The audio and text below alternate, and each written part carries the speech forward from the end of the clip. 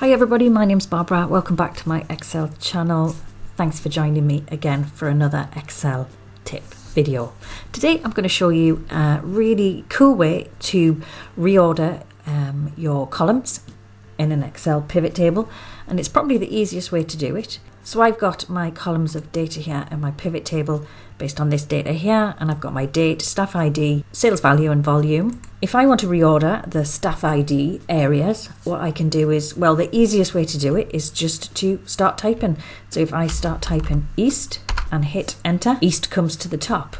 If I want North at the top, just type North, and it resequences it in the order that you want. I think that's probably one of the quickest ways to reorder the data in a pivot table. If you found this tip useful, I do have a pivot table playlist. I'll link it in the description below, and I'll put it at the end screen as well. You might want to work your way through those and find some other awesome Excel pivot table tips. But for this one, thanks for watching, and I'll see you next time.